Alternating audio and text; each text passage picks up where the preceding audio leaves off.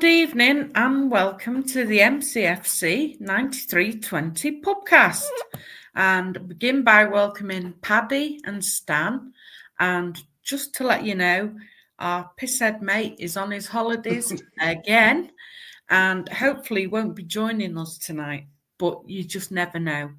And if he does, I apologise for anything that happens when he does. And good evening to everybody in the chat. So we've got a mixed bag tonight because we're going to chat about yesterday's game, and then we've been asked to talk about the possibility of fan protests by the 1894 group. If City were to put up ticket prices again, would we be prepared to protest, be it inside the ground, outside the ground? But we'll discuss more of that later. So, getting on to yesterday's game.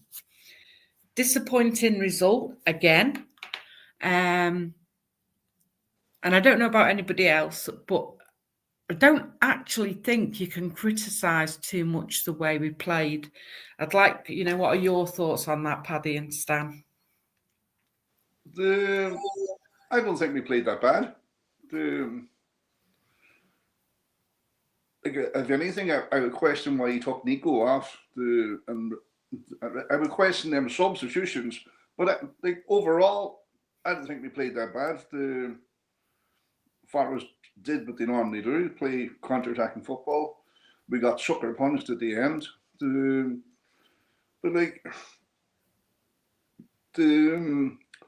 Savinio could have scored. Nico could have scored. Kovacic could have scored at the end. They make it one each. And De Bruyne could have scored as well. So there was lots of chances. It's not like we weren't playing that good. I thought we played okay. Look, you can only compare us off last season. We're not at that level. We have to accept that and get the season put down, get it put behind us, get a few additional players in, and reload and go for it next year. But I don't think there's enough grassroots compared to that bad spell we were in. Compared to now, the team seems a hell of a lot more solid and a lot more sound defensively. And that Husanov fella, my God, he is fast. I actually did his stats up in the group. He's faster than Kyle Walker. That's good to hear. He had a decent game, to be fair. And with regards to the substitutions, I can only think the two players that came off had both been booked. And I can only presume that was the reason that they were substituted. But it wasn't. You knew as soon as they made those substitutions, it wasn't a good sign. What did you think, Sam? Well, I should say good evening, Paddy. Good evening, boss. And good evening, everybody. I'll probably go along with you guys that it is something, here's a bit of a surprise. We'll start off with the surprises. We're not at the levels of last year. We could have told you that 3 months ago. Played like a team that's going through a transition. I wonder why that is. Things don't quite go our way. I don't think we did enough to win the game. I don't think we didn't do enough to come away with nothing. We did it the post in the first half, I think. We did it. I've had a sleep since. We've hit the post there. If that had gone in, could have been talking about a 2-3-0 win. It's that fine. I think they did make those changes because of the yellow cards. It happened again today in the women's game. Defender was on the yellow and she got took off. She wasn't doing anything wrong. But you don't really want to be playing with 10 men, and you certainly didn't want to be going in the last 20 minutes with 10 men at Forest. So you can get your head around that. That's one of them things that happens sometimes. We're just not quite firing. this is what happens when you've had so many changes in the team. You look at the injury list and the people that weren't there. It's half a team, and it's half a good team. Most of them lads who are injured would walk into any other Premier team.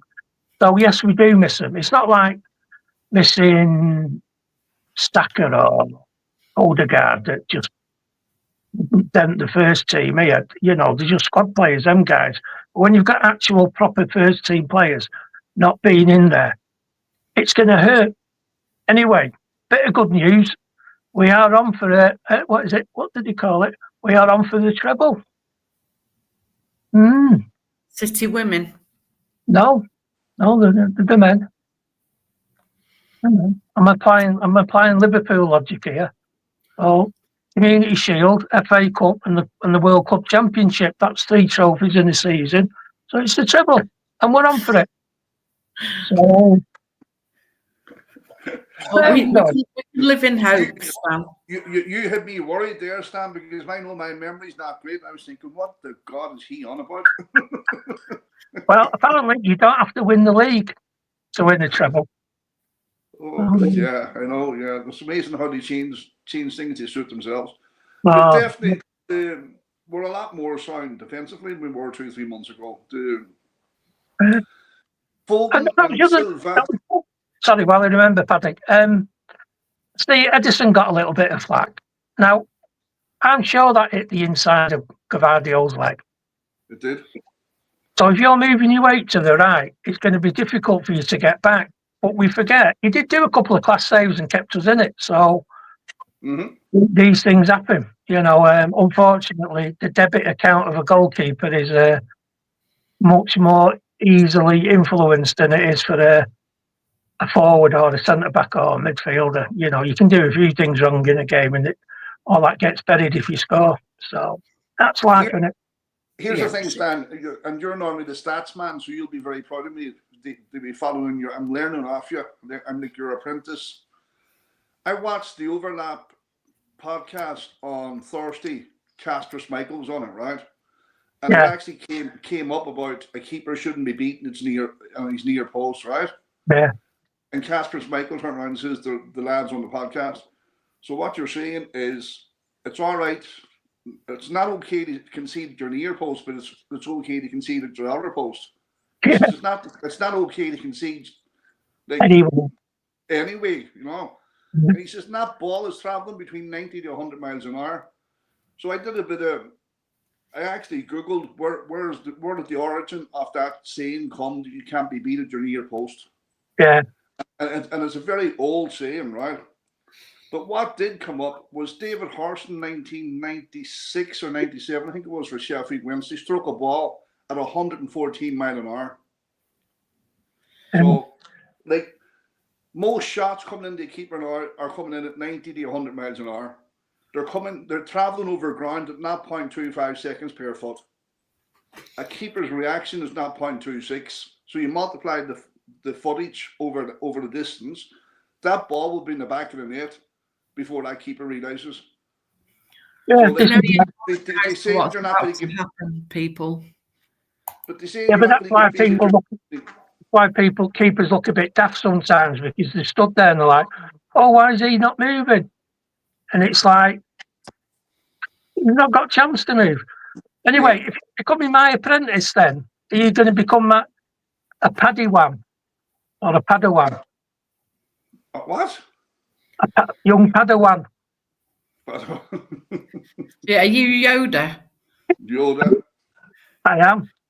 Just an interesting point there from Keith, which I'm inclined to agree with. He says, if I have any criticism, is that our wingers were poor, not crossing early enough and rarely finding a City player. And it's a real mix for me, Keith, in blaming the wingers. And also, for me, we have to look at Haaland a little bit. Every cross that did go in yesterday was either along the ground or cut out at the near post. And Haaland is always at the back post. And whether it's Haaland needs to move or the players should be more in tune with where he is, we're not ever going to get across to him if we're playing it like that. Or do you think that Pep Oh God, tells this Haaland here. to stay at the back post? Maybe he does, Andy, but you can see it isn't working. Have I got a lisp? Yeah. Good. Yeah, if you cause any trouble, Andy, you're out. I'm going to kick you off. I'm just forewarning you. I think the thing is as well, though, you've got to remember, how old are we? There's 2021, something like that. He's still got a bit of time. They'll be all right. I mean, how many games have they played together with Ireland? How many times has that three played together? Quite a bit, Stan. But it's less than But 50 see, matches. on Can I that ask a point, question, please? No. Yes, Lispy. What? You're a lesbian. Anyway, why are we digging the team out when Forest are above us in the league? They've been far better than us in the league. What makes the entitlement that we should have gone away to Forest and beat them, considering, you know, Forest are in very, very good form, not just now, but all season. They're the only team to go to Anfield and beat Liverpool on their own patch. Explain, please. I didn't expect us to beat them, Andy. I would have taken a draw. I didn't think we I would would beat have them. taken a draw as well. I think it would have been a fairer result. We didn't deserve to get beaten. No. But be fair, let's talk about where we are this season and where we should be. I think we have done Andy. it was no surprise that we got beat. For me, we are where we are, and the amount of entitlement fans that think we should have gone there and rolled them over to a team what's A, above us in the league, and B, the form what they've been in all season is just incredible. Tell you what I would have taken before the game, Andy. Me. A poo. Me. That's been a big difference there. When we were there and I was sat in the stand, we won 3-0. Yeah, No sure way. fault. I'm not there. We get beat. That's just how it goes. But like, it's not even like the players are out injured. The players are in the team, the usual kind of the dependents that you can depend on. They're just having an off season, and I'm not slagging the players off, but like you can't tell me Foden's at the standard he was at last season, or Bernardo Silva's at the standard he was last season, or De Bruyne for that matter. We're just having it's just a collective kind of. Yes, yesterday would anybody have started other than the 11? I might have put my moose in there, Andy. Sorry, I can't put that graphic up tonight. I know you can't. You're fucking. But yeah, I might have put my moose in there. I think I probably wouldn't have played Bernardo. Mm. That would be the one change. Because Bernardo's out on his. But Paddy, you're saying you'd have played Mamouche from the start. Let's take into consideration he was fasting as well, so he's not going to be the ultimate sort of like prime Mamouche, is it? Andy, he's not the only Muslim player that's playing through Ramadan, and it's not the first season. It's not the first season. Other Mamouche yesterday. Who else? Nobody. With City or Forest, who was fasting? Well, you had a lot of Muslim players. You've seen it there. No, I'm on about the two sets of teams yesterday. Yeah, but what you're implying is because he was fasting that he wouldn't be up to speed. Okay, then what? Okay, Marmouche. Then what did he do when he came on without ample opportunity and time? He didn't play that badly, did he? No, but what did he do? Well, apart from not scoring. And his all round play, I don't think he was great. So, and by the way, that's not a criticism of Marmouche. That's a backup of what I was saying. Yeah, but I wouldn't get stuck in the fasting point, and I'll use myself as an example for somebody who fasts quite a lot. I normally do a 72-hour fast, and I still lift heavy weights in the gym. So that's not an argument for me. No, it is for me because it's different lifting weights than running around a pitch for 90 minutes, mate. Because that's the difference between match fitness and trying to gain match fitness. Yeah, but Andy, this is not his first season fasting and They're, playing. they're athletes, mate. I know, but you're not listening to what I'm saying. This is not his first season playing through Ramadan. Okay, then. So what did he do for Frankfurt then? Enlighten us. Well, what I'm saying is he's used to fasting and he's used to playing. No, This is not a what? shock. No, Paddy. What I'm saying is, when he played for Frankfurt, all the seasons he played for Frankfurt, what are his minutes, and did he play through fasting? Was he on the bench for fasting, or what are his stats? Just back up what you say. I don't know what he's There you go. There you go, Andy. I don't know whether you can see it or not, but Keith has actually put on that Kushinov was fasting too and played the whole game and did well. Who says he was fasting? Well, Keith says he was, so I'm going to take what Keith's saying. I'm not. Right, we'll see if the Kushinov is a Muslim. He is. Is he? Yeah. But is he a practicing Muslim? We know that Marmoush is a practicing Muslim. Anyway, But Andy, it's a bit. we're not being circled there on something that doesn't really matter. No, for me, Stan, it does matter because it's like we're trying to dig out players or Pep. Nobody's started to dig out players. No, well, it's a case of digging out Pep because Pep should have started with Marmoush, not necessarily because. Nobody said he should have started with him. We're just saying he could have started with him. But we don't know. We don't know the full T's and C's. Why he should have started with him or B not by putting him on the bench. We very rarely have access to the team beforehand anyway, so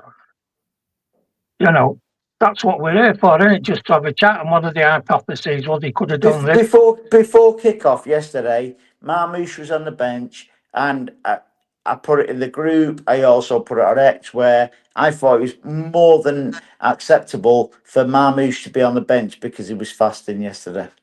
Yeah, but then why isn't Salah on the bench every week, Andy, during Ramadan? Who? Sorry? Salah.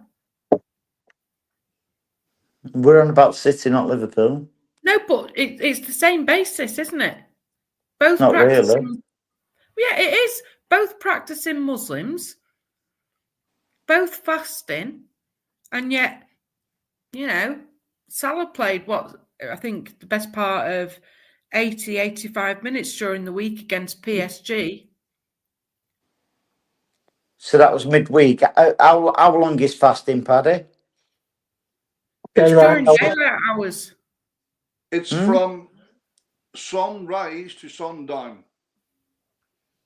So which eliminates Anne-Marie's point then? Andy, I know you have drink on board, but have you not been watching the football? People, the games have been stopping for Muslim players. They break their fast and take water on. No, I'm going on facts. What's been said on the show, mate? No, but Andy, you've taken whatever's been said completely out of context. At no point have any one of us or anyone in the chat said Marmoush should have started.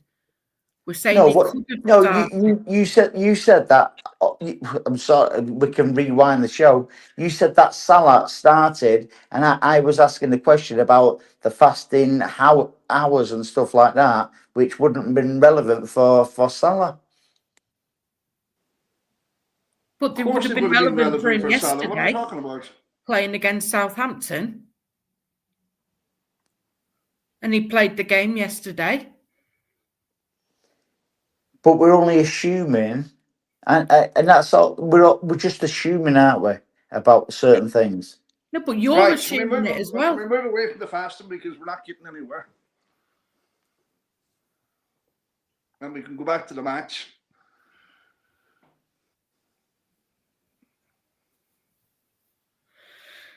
Yeah, back to the match.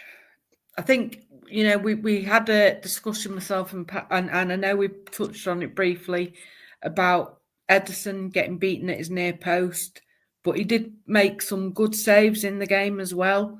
And from what we're seeing, Kushinov is going to work out as being a bargain for us. What's it called, Stan? Becky Bauer. Oh yes, Becky Bauer. I love that, mate. No, he'll be all right. He'll be all right, Kushinov. He's got a good reading of the game. He started off at right back. He had a dodgy 10 minutes. We got him back into the centre, and now he's just blooming, coming on in leaps and bounds. But I'll tell you what, he will have a run of 3 or 4 games between now and the end of the season where he won't do quite as well.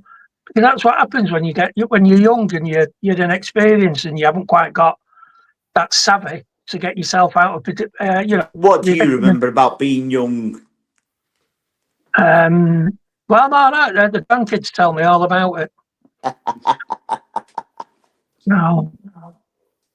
But yeah, this is happening. I mean, we started at the beginning. We're going to have to put up with this till the end of the season, and I don't mean put up in a bad way. I mean we're going to have to expect this season. We're going to have a couple of good games, then we'll have a bad game, and then we might have another bad game. Then we'll have a couple of good games, and then somebody will be world class. Then they'll stink the joint out, and it'd be up and it'd be down, and it'd be up and it'd be down. We've got a lot of players who've come in on one go. We had a pretty settled 15-16 because that's what Guardiola likes. We've had that for 3 or 4 years, and now suddenly we've got a lot of injection in new players who don't quite have the experience some of the older guys have got. Those older guys, their bodies can't, catch the checks that the brain's right while they're playing. They know what the right ball is. They know what to do. They're either knackered, been injured, seized out, or possibly looking for a move somewhere else because the pressure of being at City, especially under Guardiola, is it must be horrific. Imagine him harking at you every day, barking down your ear.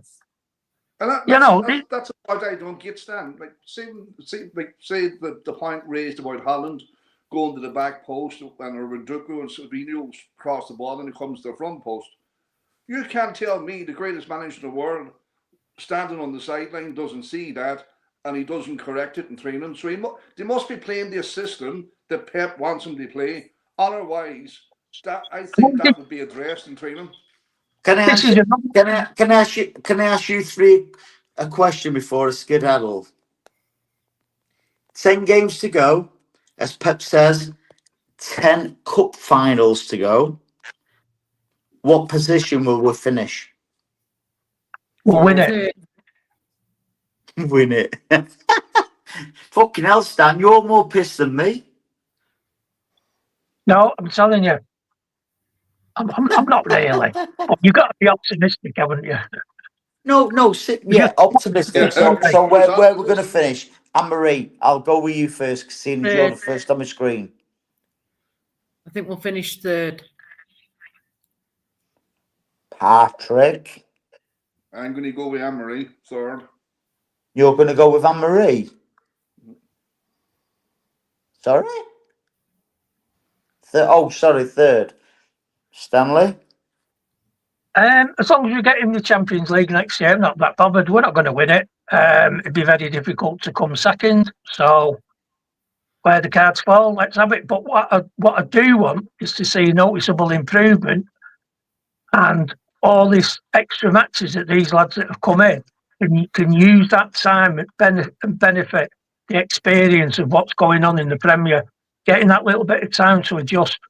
Mm-hmm. That's what I'm after. It's not so much the material wins, but the framework that we're building on something solid, and we can move on next year and build on it. Spot on, Stan. Listen, guys, thank you as always for sorting the show out while I'm away painting my nails and stuff like that. And the lovely people in the chat. Listen. Has somebody caught the turkey then? Is that why No. you're going? No, I'm dying for a poo. Fair enough. Listen, the truth's the truth. Listen, thanks, guys. I just thought I'd had my little input tonight. Much appreciate. Enjoy the rest of the show. Thank you very much. Anne-Marie, do us Yeah. Anne-Marie, do us a favour. Will you boot me out the show now? Because I don't want to end the show for you. Yes, Yeah. Anne-Marie. Yeah. I'd have done that with a little bit more enthusiasm, Anne-Marie. There you go. He's gone. Not coming back neither. No. Right, back Oh, to I can only reality. apologise because he was on one. So unless anybody else has got anything they want to add about yesterday's game, let's move on to our next topic, which is the 1894 group have put together a questionnaire with regards City and season ticket prices and different things, and they've asked us to discuss the possibility of would we be happy to join in with a protest, be it inside or outside the ground, if the club should increase ticket prices again. It's an interesting topic at the minute because for anybody who's in our group or in any of the other City groups on Facebook, it would appear that things with the different members of City Matters, it seems to be going politely, ever so slightly, tits up. Various people are using the word strike, which I'm not quite sure. It's not like they're working, but they're making a point of expressing their unhappiness at the club and threatening not to go to any more meetings, and they're due to have another extraordinary meeting to discuss season ticket prices, which was not discussed at the last meeting. So there's definitely some unrest between clubs and the club and the supporters. And I know we touch on it quite a lot anyway, but it's just interesting to know your thoughts. I don't think it was an extraordinary meeting. I don't think it was any different from the other ones. What was so they didn't have an extraordinary meeting in the next. Don't worry, I'm only taking the mix, saying it was extraordinary. I didn't think it was that good. It was all right. But they're due to have an extraordinary meeting in the next month, I think, to discuss season. I'd be interested in Paddy's views on going outside the stadium and protesting. Well, I did it for Swains. But my understanding of it is that the club are refusing to meet City Matters and discuss the season prices and the season ticket availability. Like, if fair was fair for me, right? Circumstances now dictate I can get my season ticket back. If a season ticket became available, I would be able to avail of a season ticket now, right? So, for me, the new extension should be 50-50, 50 season tickets and 50% day trippers, or whatever you want to call them. But Man City are not doing that. It's all going to be corporate tickets and day tickets and packages and hotel packages and co-op packages, and then they're going to put the existing prices up. Like the guy from the disabled rep for City Matters, he says it's a fait accompli that Man City have already agreed that they're putting the prices up, and that's why they're not meeting them.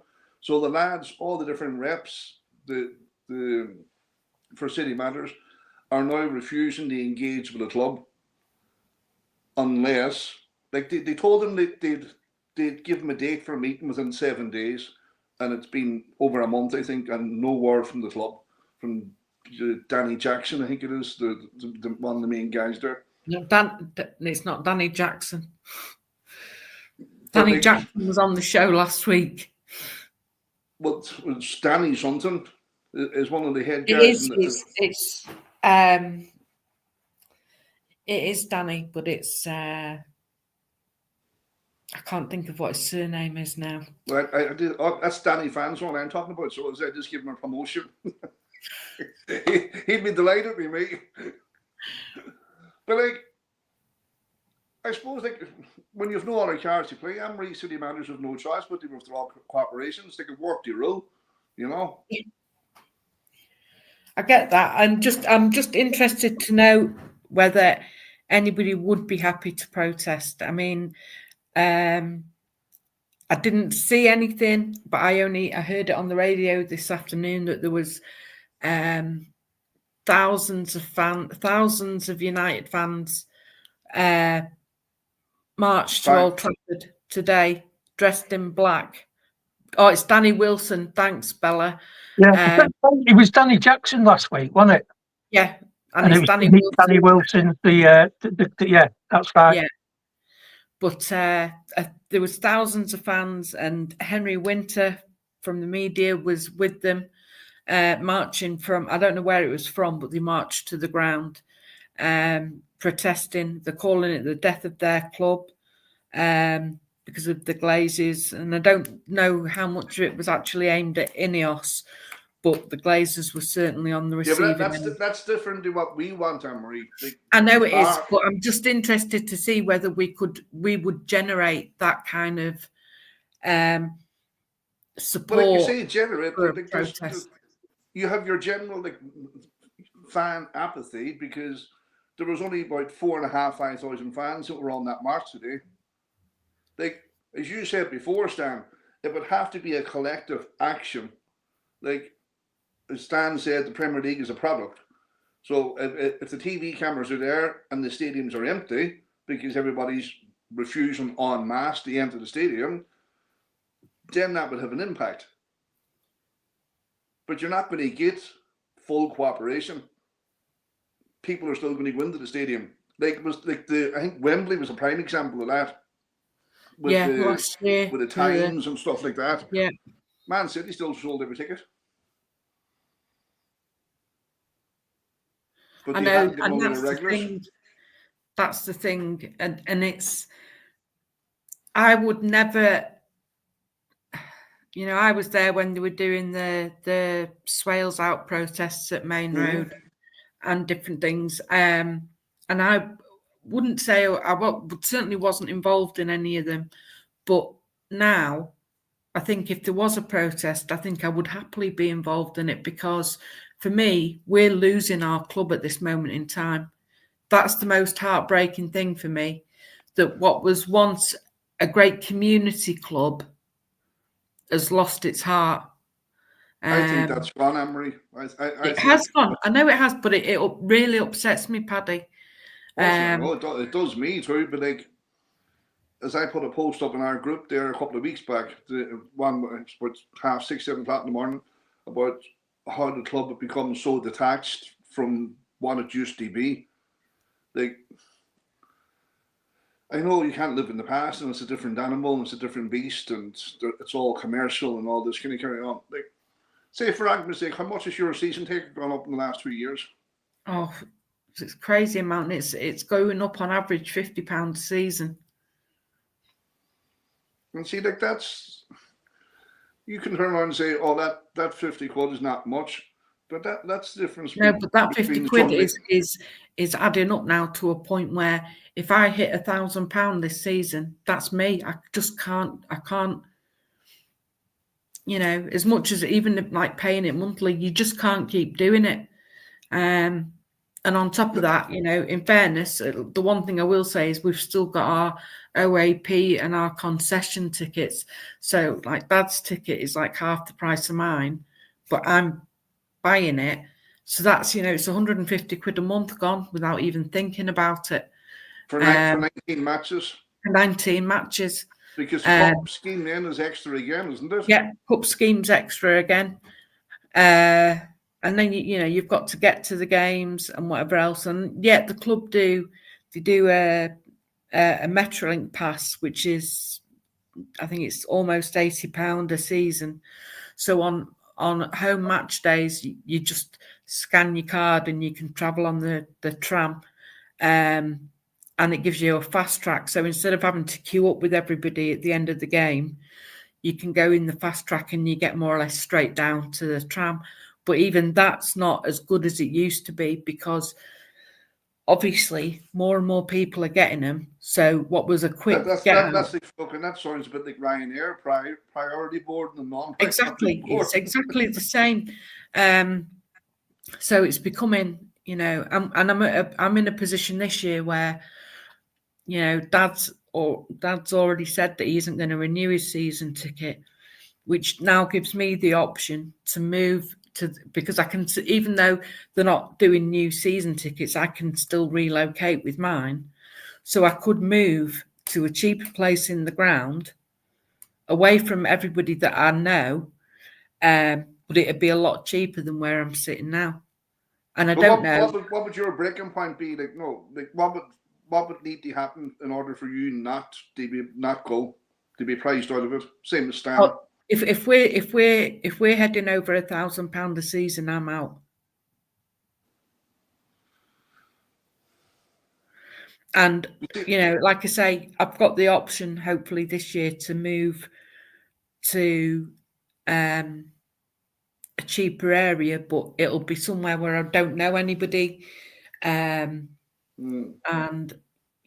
so it's ifs and buts. And if I don't know if anybody listening knows, I'm just wondering if I need to contact the club, because I want to know. I don't want to lose Dad's season ticket. I'd rather somebody I know got it. So I'm wondering if we can change the name on the season ticket rather than give it back to the club. So if anybody knows the answers to that, if they can give me a shout, I'd much appreciate it. So what's the guys in the chat saying about it? What? There's lots of different things. Kathy's saying, and it's a great point, Kathy, that they can't complain of no atmosphere if they don't help local fans. Yeah. Steve Black's saying that his water bill has gone up 40%, and it's going on all over. And it's true. Nothing's getting cheaper. Everything's getting more expensive. And the club are losing sight of the position that their fans are in, because not everyone's in a position. They're not, Amber. Even I'll tell you why they're not. They're very driven in what they're doing, and they're very precise in what they're doing. You're paying £1,000 for 19 matches. They could get that back in 3 or 4 games on day tickets.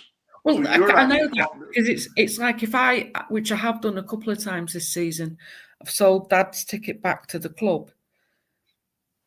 So I know that when I get the money back for that, it works out at, I think it's £26, because that's how much his season ticket works out as at a game. So I'm getting £26 back, but I can guarantee that they're selling that ticket for 60 plus. And the rest, exactly. People are paying £250, £350 for a ticket as a package. Yeah, and that's where it's getting ridiculous. Your 3-4 games will wipe out your season card. So yeah, the club wants you to piss off, basically. And that's why I would now protest, because for me the heart's gone out of our club. But it must rip the guts out of you, having followed City as much, like a lot longer than I followed them, obviously. I'm following City from 85, 86, being in the 2002, being the Wembley against Gillingham, being all the crap places and the piss and rain.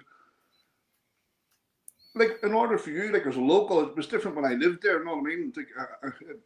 It wasn't an inconvenience. But like you're beside the ground and you can't go. For someone who's followed City, home and away for donkey's years, and now when it's a premium product, they priced you out. You priced me out a long time ago, Paddy. I'm going to say something here that's really hard, and I don't want people to take it the wrong way. But why would somebody now who's been priced out for the last 4 or 5 years be that bothered by people who are now getting worried when they did nothing when other people were getting priced out? Does that make sense? Yeah, that makes 100%. Fuck You know- you, Jack. I'm all right. Yeah. It's always been an issue for me, Stan, because No, this is why I'm not having a pop at anybody. I'm not saying playing you are. devil's advocate a little bit as well. You know, I'm just saying, in general, if you look over the last, I don't know, say just in the last 10 years, there's not been, I don't believe, and someone can correct me, there's not been a season where our ticket prices have stayed the same. No, I can well believe it. And and that's where when you think about going through COVID and then having to renew your ticket, not having any guarantee that we would be seeing football, but still having to pay the same price. Yeah. No, it's, I'm not going to disagree with you, but I just think it's a much bigger problem and a much bigger puzzle. It's not, I mentioned it a couple of weeks ago. It's not about whether one person's happy with prices or not. And again, I'm not 100% certain that is what people are driving at, whether you as the individual can go or not. I think us as fans are going around it and looking at the problem the wrong way. It's not they're not that bothered about our club, yeah, to the degree that they would keep prices down, because then they'd say, oh, well, we need these extra prices so that you can get the best players here.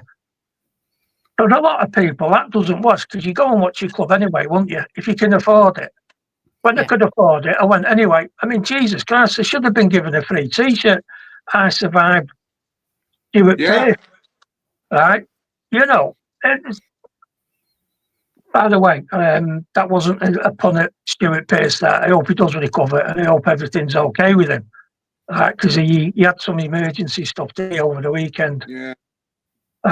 Now, and this is what gets me on social media, where I saw somebody, New York something, and this other fella, they were going, this really isn't on. We shouldn't be doing things like this. We should. Guardiola should be gone. It's like, get a fucking grip. Yeah. You don't know what supporting a club's about. You can get beat 6-0 away and have a better laugh than you can 1-0 away. And you'd only understand that if you'd been away. Because it's not always the match. It's the whole day. Somebody ballooning on the transport police, pick them up. It's like, oh dear, here we go. It's all that messing, right? Somebody fell asleep and they ended up with a load of kebab on their head. All those sort of things, that's what makes the day. That's gone. That's what people don't get now. You get that consumer service, and it's a product, and we've been banging on about this. And the only way you can affect a product is by banning the product or not going. So, say McDonald's. Some people now won't buy McDonald's because they give free burgers to the idea. That's up to the individual. I'm just using that as a point. If you're going to price me out of the game, why should I back you, the club? I'm not going to back you. That game's for all of us. They should be having cheaper tickets for people, not putting them up. You can get 100,000 in there if you said everybody's season ticket's 15 quid. You won't do that. If you added up the economics, you'd probably end up with more money coming in. So, I think somebody says it here in the chat. Steve makes the point. Let me just see. There it is. That they made more money with no fans in COVID. And of course they did, because they didn't have to pay for stewards. They didn't have to pay for security. They didn't have to pay for the bars and the various things to be open on the concourses. So yeah, it was easy money for them then. Of course it was. And these arguments were starting 10, 15 years ago. And a lot of the time it was ignored. They were saying it's getting to the point now where you don't need fans there. The only reason they are there is to provide a bit of noise. But you can tune that noise in now anyway, so it don't matter. It really doesn't matter. But like, And you look a very at good how much point. money we bring in on a match day compared to how much we bring in on commercial and TV stuff. We're getting dwarfed. There's no comparison. There's absolutely no comparison compared to commercial stuff. Fan season tickets and stuff like that is a drop in the ocean compared to a commercial deal. Yeah. Like, you're And right if in you what look you're at saying, the amount Stan. of commercial deals we've signed recently. But they play on brand loyalty, don't they? We've moved into the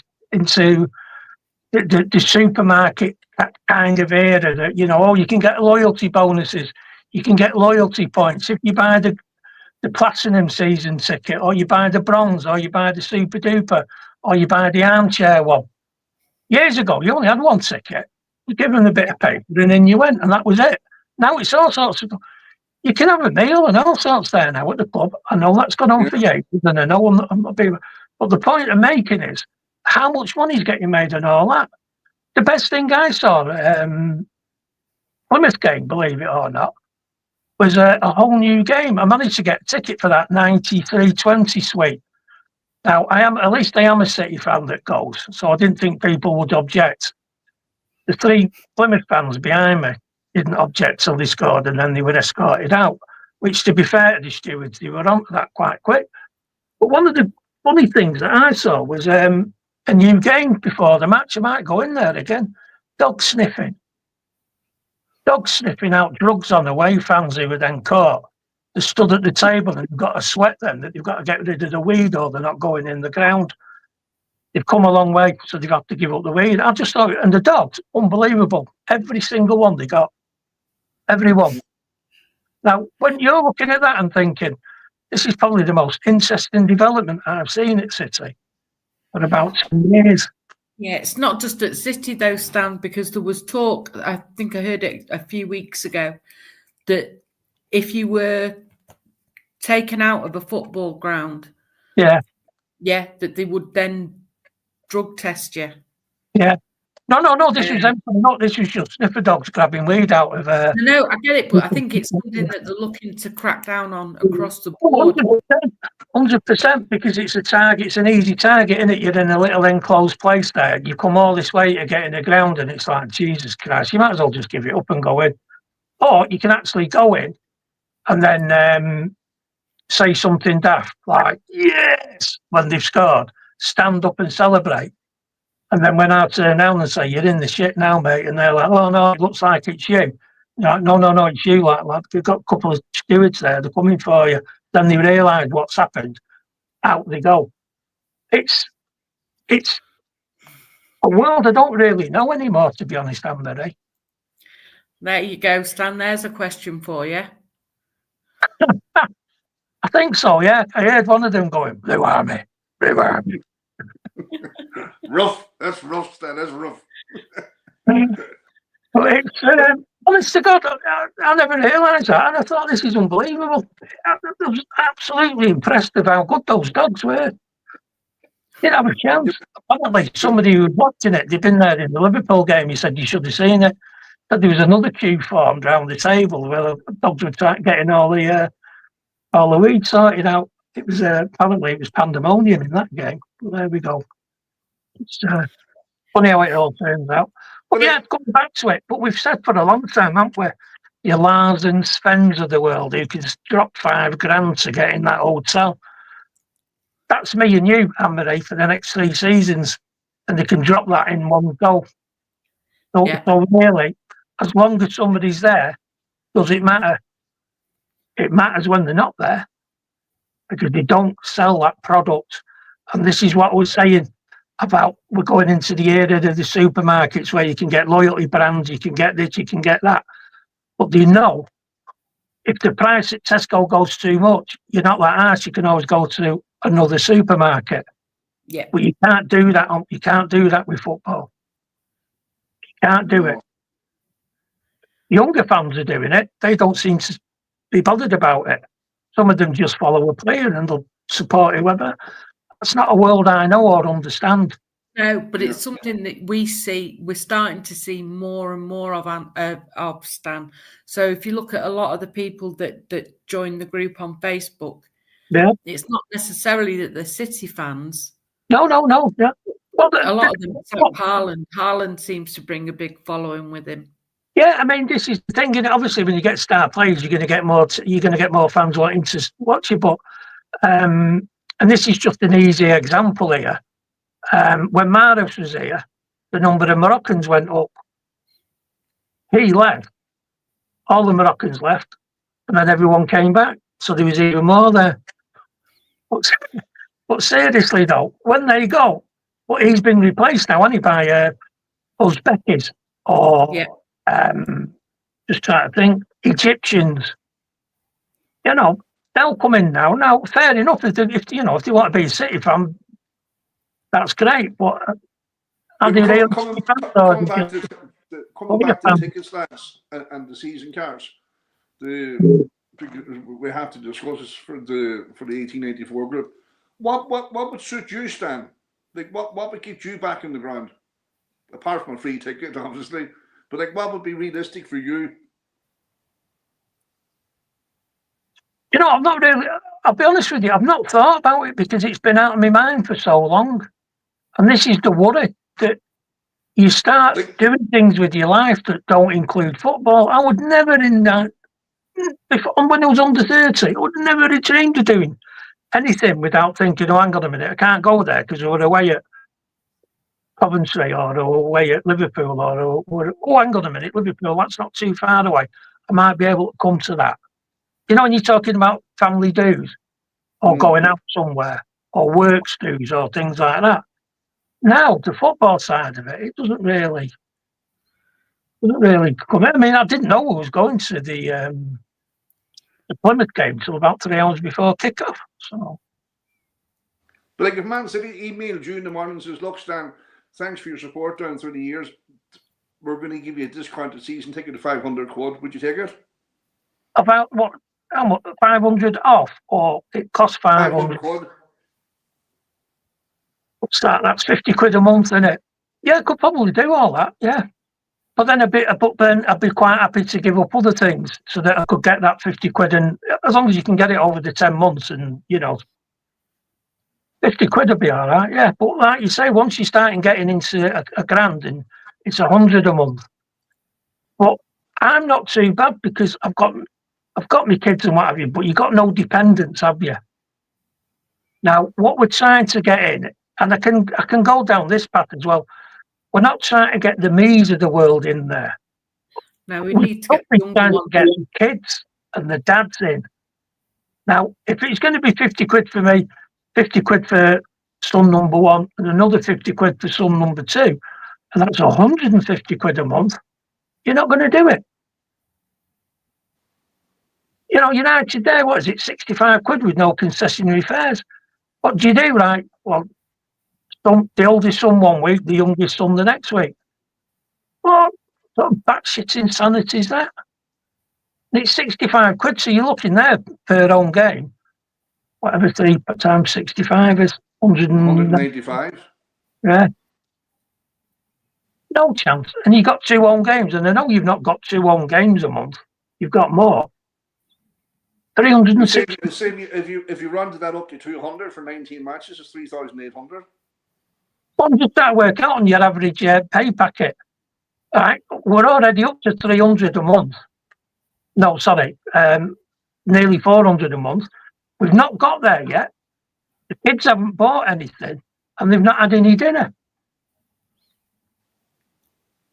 Where are you going there? The director of finance is not going to approve that. Yeah, but Stan, you can't be alone. Like that point you raised about being priced out of the club. You can't be alone. There must be thousands like you, but there was no moral outrage then in terms of Well, that's Equals it. But would like have I loved said it. a couple of weeks ago, people didn't tend to be bothered because it didn't affect them. But that's human nature. People do not tend to be bothered about things until it does affect them. That's human nature, that.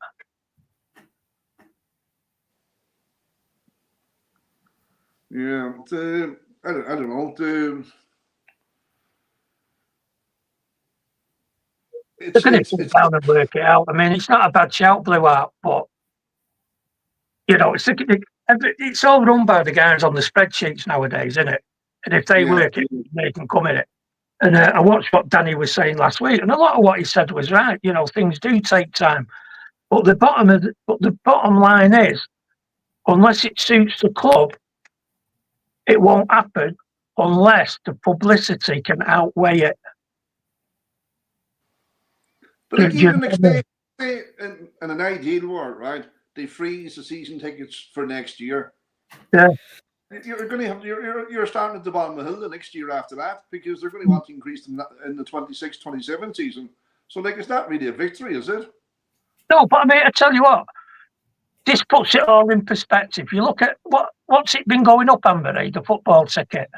About 10%? On average, well, I think it's on average about, I don't think it's 10, but it's usually between 5 and 8%, I think. All right, we'll call it 5%, yeah? Some of your food's going up 40%. Right? Your rates, your gas, your electricity is going up 5%. If you went into work and said, I want an 8% pay rise, which in real terms is probably only 3%, because by the time you factor in the groceries, go at the match and everything else, you're not ripping somebody's arm off. But I tell you what, if you went in as an opening bargaining chip saying, well, I want 8% and I'm not going below it, they'll laugh you out of the office. Mm-hmm. Now, and then it's coming further. What do you do then? People start having to go on credit. And then it gets worse. And then it gets worse. And then you end up, football, it always measures society. And this is where we are with football. In a mess, not sure what to do. People can't afford things. And does that not sound like Britain at the moment? No one can afford anything. Everything's dead expensive. You've got to think, can I do this or can I do that? We weren't that well paid years ago, Paddy, but we could do things. Yeah. Yeah, it was in our lifetime that your mother didn't work. And your dad could be a binman and your mother didn't work. What happened? Sorry, it's a cool question. I'm not asking you to explain the social. Well, in terms of that, obviously there was more value for money back then. Things were like, Jesus Christ, get into the shop with a 10p and you got a 10p mix up. You got a good bag of sweets. 10p now wouldn't buy you one sweet. No. Like what is it they call it? Shrinkflation. The boxes of roses are shrunk, the boxes of biscuits are shrunk, but the price has gone up. You know what? Freddo's 75p. Yeah, you used to be able to buy them for 10. You never know. 75p for the Freddo. I think they call it the Freddo effect, don't they, or something? Something that was once ridiculously cheap. Unless you've not bought one for years, it's like blows your mind how much it costs. Like 140, 150 quid to get into the Chester Zoo. A family ticket. But that's why, Stan, I don't think, me personally, right, and this is not me being negative or whatever, but I don't think City Matters or the 1894 group are going to have much success because it's not in my backyard syndrome or F you, Jack, I'm all right, until it directly affects people. A lot of people get into that ground can well afford an extra 50, 60 quid a year for the season ticket and be happy with it. Yeah. And maybe be able to absorb that for the next 5, 6 seasons. So I don't think, even say if there was a protest called, that you might have 5% of the fan engagement. The other 95% won't care. They won't be anywhere near it. Yeah, I mean, you know, you don't want to start sort of like isolating people, because no matter what size your pocket is, you know, we are all City fans at the end of the day, and some people have been lucky. Some people have worked hard and been successful. Some people have worked hard and not earned the money, all depending on what kind of job you've got. And some people took risks and made it as self-made people. Some people have took risks and not made it. That affects everyone. The only thing that you're going to affect on the Premier League is to just say, right, everybody, general strike, we're all out. And if you saw 20,000 at Arsenal, 20,000 at Liverpool, 20,000 at City, 20,000 at United and all that, then the Premier League would act. They won't give a shit if there was 20,000 at City or Arsenal or Liverpool. But when you Kildren now in that board of directors or managers, whatever you want to call them, inside in that ground, when they look out the window of their office and they see the MCFC food bank outside that ground, do they not get the message that people are struggling? No, but then what they'll do there is just say, well, look at that, we're doing something right. It was that some lunatic Tory MP said a couple of years ago, oh, isn't it good food banks? Hey, people would be skint without them. Completely missing the point that they shouldn't be there. Yeah, there shouldn't be a need for it. Like, they should that food bank shouldn't be anywhere near that ground. There shouldn't be a need for it. And then they're inside then concoction, oh, we're going to put up season tickets again by another 50, 60 quid. I know, but you see, what the thing that kind of gets me is that you've got other clubs that have already come out and said the freezing season ticket prices. But Amory, with the greatest respect, that's this lip service. That's for one season. Next season, it's going to be you're fighting the same battle. They're not going to free. Like, if they turn around and says, "Oh, we freeze the season ticket prices for the next 5 years or for the next 10 years," that would be a victory. That would be something to get but that's never going to happen, is it, Paddy? But but you see, they're throwing crumbs off the table. Here you are. But we won't put them up this season, but the season after that, we're going to nail you. It reminds me of that cartoon. It reminds me of that cartoon when you got the fellow with the great big mound of cookies, and you got one guy on the left with 2 biscuits and one guy on the right with 1. And the guy with all the cookies says to the guy with 2 cookies, "Be careful of him. He's trying to steal your cookie." Right? And that's what goes all the way down. And it happens at the football. The only time you can get things is when you all club together. What is it? Might is right. You won't do anything on your own. And you're right, Paddy. Unless they turn around and say, we'll freeze things for 5, 10 years, that's a victory. But you're also right, Anne-Marie. You can't not have a go. You've got to have a go.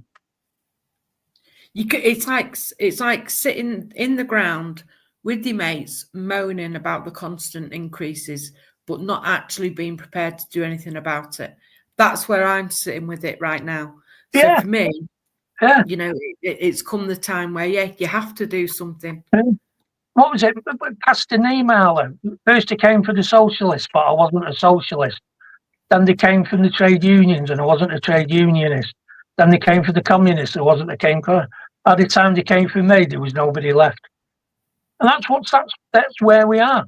Well, that's where we are in society, and that's how football is reflected in it. You know, it's not an isolated pastime. There's this example there of I just checked the group, right, in terms of fan apathy. We have over 12,000 members in our group, and that poll I put up around the season tickets prices and the protests and stuff like that, 81 votes out of 12,000 people.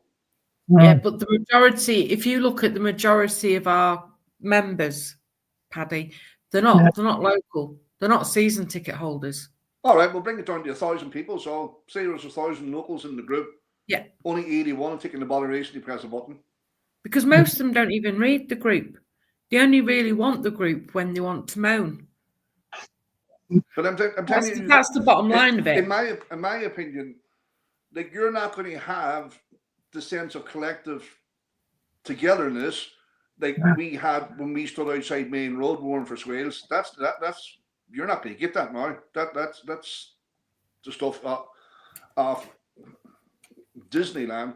But then you have to ask yourself, well, what's the alternative? Like, sit back and take it and lap it up and be grateful it's only 50 quid a year and not 150 quid a year.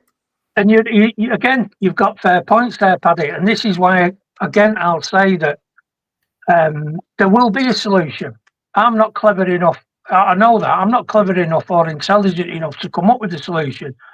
But if I threw a couple of two Pennyworth in and say Banff Villa said, "You got some good points there, we'll throw that," and between you all, you can come up with a solution, because 100,000 heads are going to be better than 80 heads.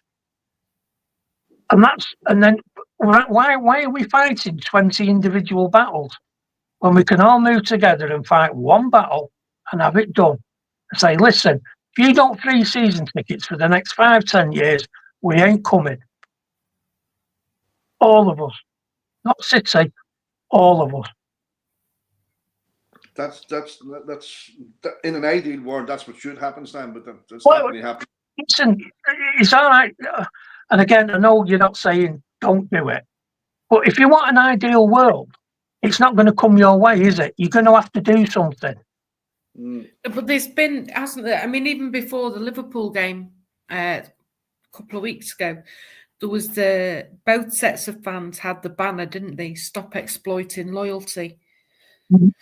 So obviously the clubs, some of these clubs are working together to try and. Yeah, but Anne-Marie, GMP ripped that banner down.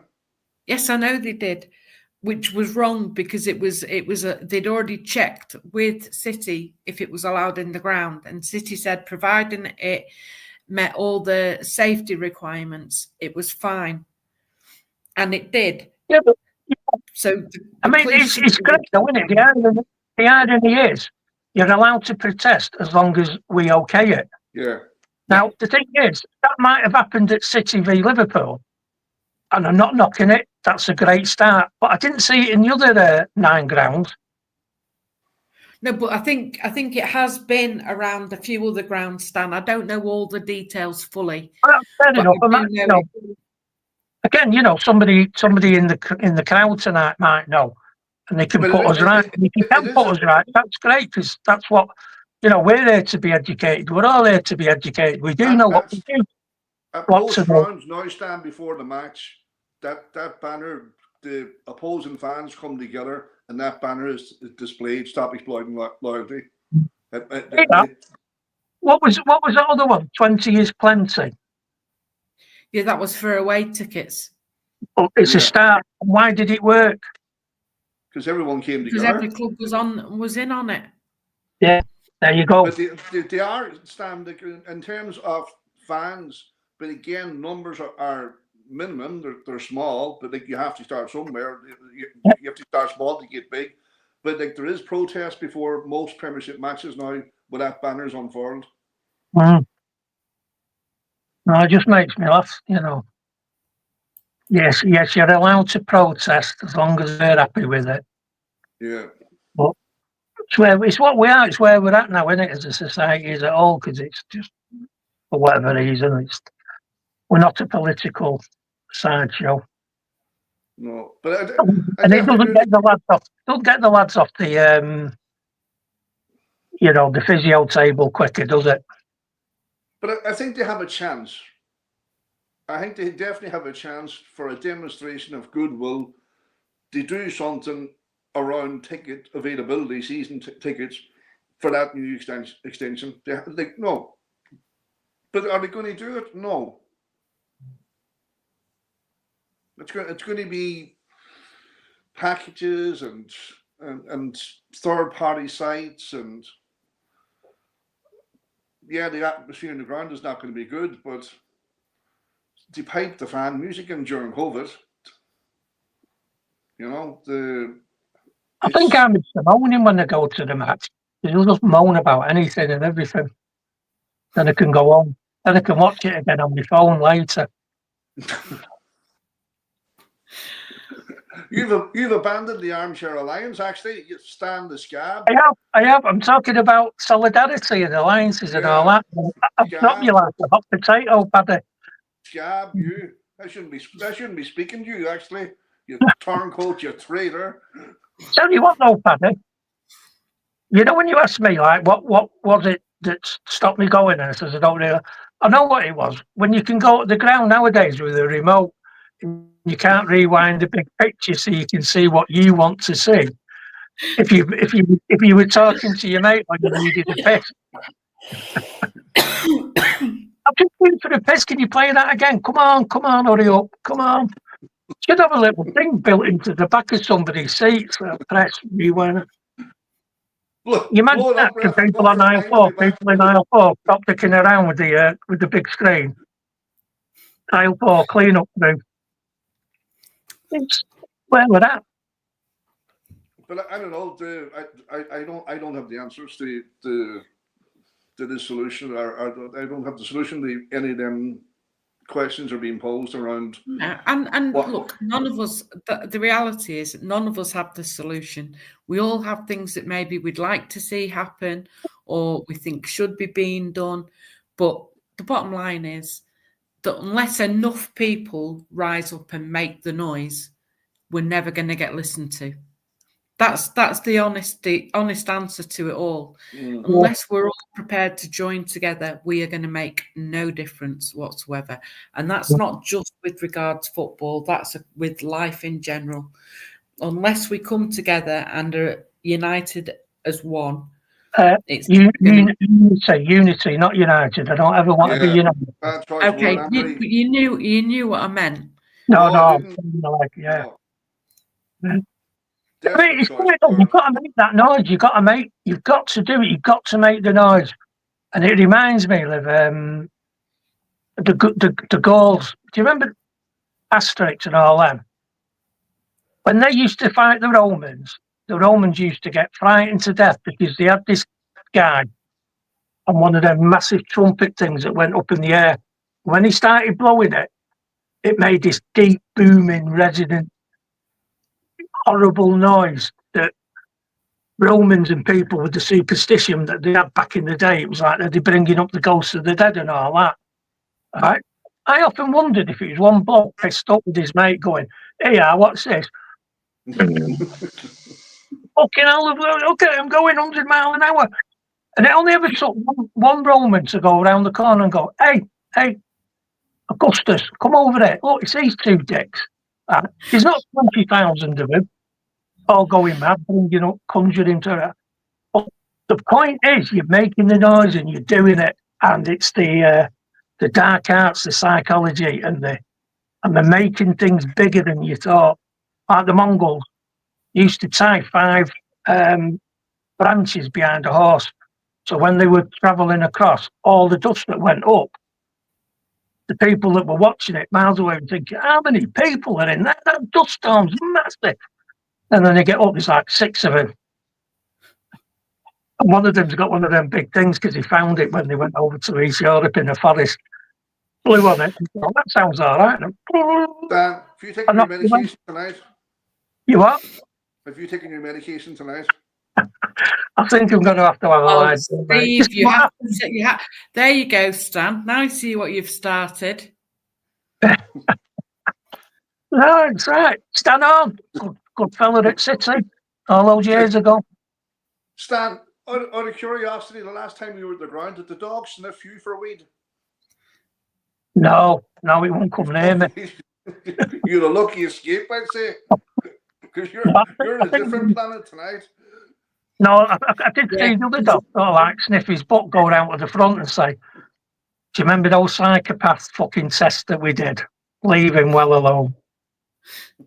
Just fucking forget it. Just let him in. More trouble than he's worth. But yeah, no, it is what it is, isn't it? You've got to start somewhere. Don't be afraid of not having a perfect solution. We can knock all the roughness off it as you go along. Just make sure you're starting to do it. It was Helen the Bell, not us.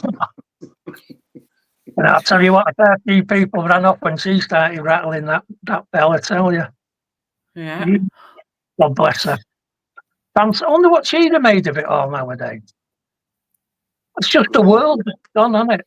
It is an entire She wouldn't have been allowed world. to take the bell to the ground, would she? No, No. you get the bell in now.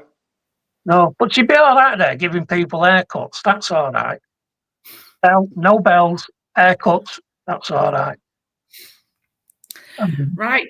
Has anybody got anything else they would like to add before we call it a night?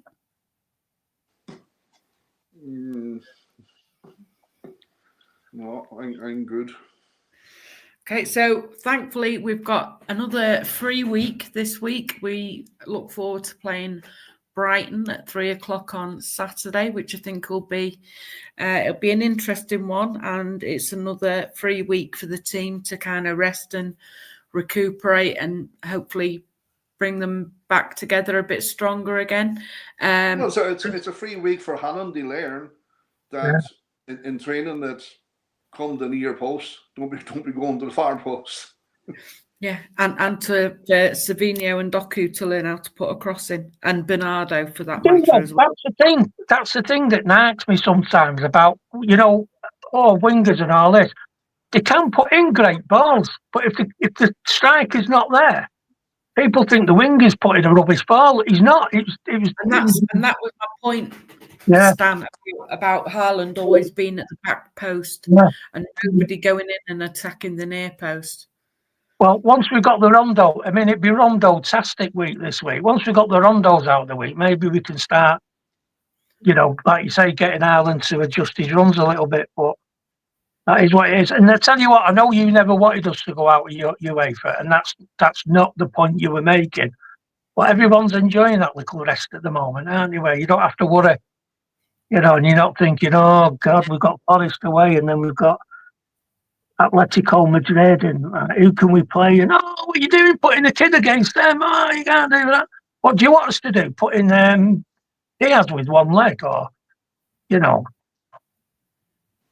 But it's interesting, just on that point. Obviously we've seen this week that Aki's had surgery on a fracture in his foot, and if you read what Aki's said, he's obviously had this issue for quite a while, which begs the question, why did we not just get it sorted in the first place? Because we hadn't got any defenders, and he was playing through painkilling injections. I tell you what, Amber, honestly, it would be horrific if you knew what went on properly behind the scenes on the injuries that players play through and all the little injections and whatnot. This is why they've all got plastic knees at 60. And don't get me on the guys who headed the ball and all that. Yeah. Play football. It'll keep you fit. I don't know one guy who played at a decent level in any sport that hasn't either got a crippled back, the knees are shot, the head's banging, or all the fingers have gone. Yeah, it's don't right. Play sports. Don't play sports. Sit on the couch and do nothing. You can only fall off that. Using your remote and get repetitive strain injury. Well, actually, I'm not even going to stand up for you, Stan, because you're a scab. You went to the match and you abandoned the armchair alliance. Well, got a massive bit of that. Got a massive. Right, so thanks very much, everybody, and we look forward to having to podcasting again next week, and our pisshead mate will be back. Whether that's a good thing or not, I'm not so sure. I'll let you be the judge of that. But as always, it's been a pleasure, a privilege, and not a chore to spend this time with you. And we look forward to seeing you next week. Take care, everyone. Thanks, everyone. Take care, gang. Look after yourself. Stay blue.